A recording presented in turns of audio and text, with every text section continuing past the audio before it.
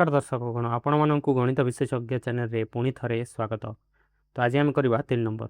तो 3 आई रे कही निम्नलिखित समीकरण मान मध्य केउटी एक्स रो एक द्विघाती समीकरण। तो पिला माने आमे एठी देखिया पाइबा जे एठी हमर एक्स रो घात 2 अछि। तो एटा हो हमर एक्स रो द्विघाती समीकरण। तापर आमे करवा डबल आई। डबल आई रे कहूची ए समीकरण रो मूलद्वयर स्वरूप कोन हबो। ए समीकरण दिया जाइछि आ कहूची एमानकर मूलद्वयर स्वरूप कोन हबो। तो मूलद्वयर स्वरूप जानापी आमको डी रैल्यू दरकार। तो डी आम बाहर करवा एठू। तो पिला माने एठी ए जगार अच्छी 7 बी जगार अच्छी -9 और सी जगार अच्छी 2।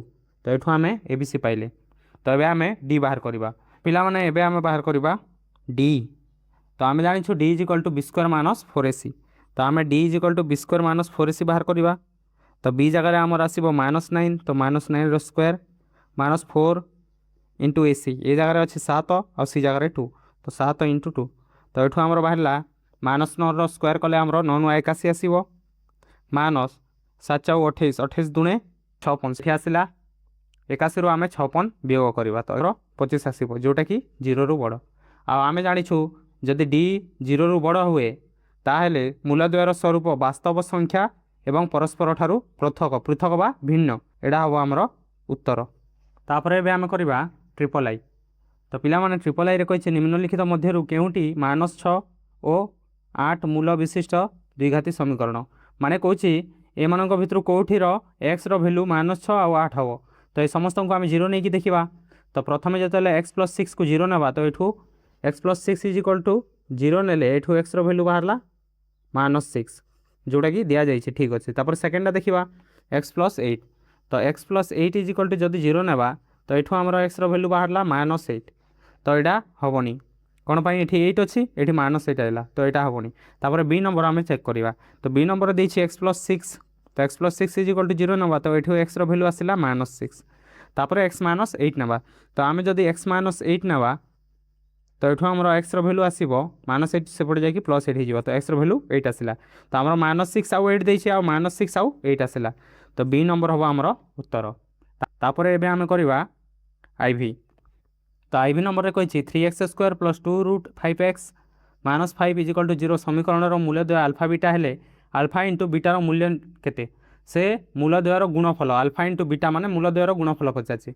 आम जानी मूलद्वयर गुणफल आल्फा इंटू बीटार सूत्र है c/a। तो आम एठू ए बी सी बाहर करवा। तो x² सहग 3 है a आउ x सहग 2√5 है b आ -5 है c। तो ये पुट करवा भैल्यू। तो c पाखे आसो -5/a पाखे आसो 3। तो -5/3 हम उत्तर जोटा कि आमर डी रे अच्छे। तो डी है आमर उत्तर। तापर एबे आम करवा भी नंबर। तो भी नंबर कही समीकरण मूल्यद्वय आल्फा बीटा है आल्फा + बीटा बाहर कर। ये मूलद्वयर जोगफल पचार। या आगु जो आई भी नंबर में मूलद्वयर गुणफल पचार ये पचार जोगफल। तो आम जानी आल्फा + बीटा दुईटी मूलद्वयर जोगफल सूत्र है -b/a। पे प्रथम समीकरण आम ए बी सी वैल्यू बाहर करवा। प्रथम ए समीकरण ए बी सी वैल्यू बाहर करवा। तो x² सहग 4 एटा हम a x सहग -2 एटा हम b आ 1/4 ध्रुवक राशि हम c। तो आमको दरकार -b/a। तो b जगह -2 अच्छी तो b जगह आम -2 पकेबा आ ए जगह 4 अच्छी तो 4 पकेबा। तो -+2/4 हो। तापर या जिते काटा 2 1 2 2 दुणे 4 तो आमर आसला 1/2। तो मूलद्वयर जोगफल हम 1/2। तो यहाँ है आमर उत्तर। तापर एबे आम करवा vi। तो vi रे गोटे समीकरण देछि कही मूलद्वय आल्फा बीटा हेले 1/α + 1/β मूल्य निरूपण कर। तो पिला माने आमे जेतेले 1/α + 1/β लसागु नेबा तो आमे जानिछु लसागु आसीबो आल्फा बीटा आउ अल्फा 1 सहित वज्र गुणन हम आउ बीटा 1 सहित वज्र गुणन। तो आमर आसेवा ऊपर आल्फा + बीटा। तो आमको दरकार मूलद्वयर जोगफल आउ मूलद्वयर गुणफल। तो आमे सूत्र जानिछु मूलद्वयर जोगफल सूत्र है आल्फा + बीटा = -b/a आ मूलद्वयर गुणफल आल्फा इंटू बीटार सूत्र है c/a। तो आमको ए बी सी वैल्यू दरकार पड़ो। आम जानिछु x² जो सहग से हम a आ x जो सहग अच्छे से हम b आ ध्रुवक राशि जो अच्छे से हम c। तो आमर ए बी सी वैल्यू बाहर पड़ा। एबे आम पुट करवा। तो आल्फा + बीटा = आमर हम आल्फा + बीटा = हो -b/a। तो -b तो b आमर 3 अच्छी तो -3 हो a आमर 4 अच्छी तो 4 आसो। तो आमर आसला -3/4।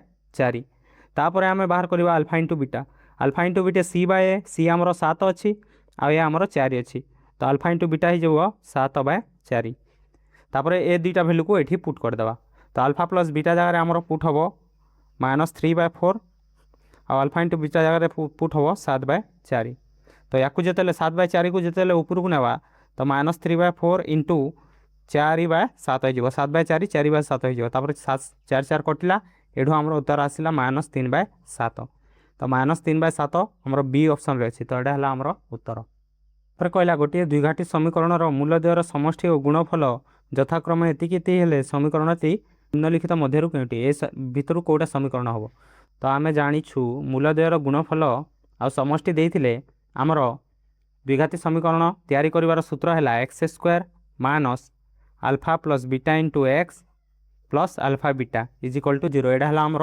सूत्र आ से कही मूलद्वयर समष्टि 4 आ गुणफल 5/2 तो समष्टि जगह 4 पकेबा गुणफल जगह 5/2 तो ये आमर आसो x² माइनस समष्टि आमर 4 अच्छी तो 4 इंटू एक्स प्लस गुणफल आमर 5/2 अच्छी इज इक्वल टू 0 आम 2 टे गुणन करवा 2 को कैंसल करने तो 2 गुणन कले 2x² होगा माइनस 4 इंटू 2 8x होपर ये 2 गुणन है 2 2 कटिकी 5 आसला इज इक्वल टू 0 यहाँ है आमर समीकरण 2x² माइनस 8x प्लस 5 तो 2x² माइनस 8x प्लस 5 कौटी अच्छे ये अच्छी बी नंबर रे तो यहाँ हम बी ऑप्शन आमर हम उत्तर तो पिलामाने आज ये था मुझे आशा कर तुम मैंने सब बुझीपार आ जदि भिडियोटी भल लगे ताहले लाइक कर आ सांग मानक सह शेयर करी चैनल टी को सब्सक्राइब कर आगामी भिडियो देखा बाय।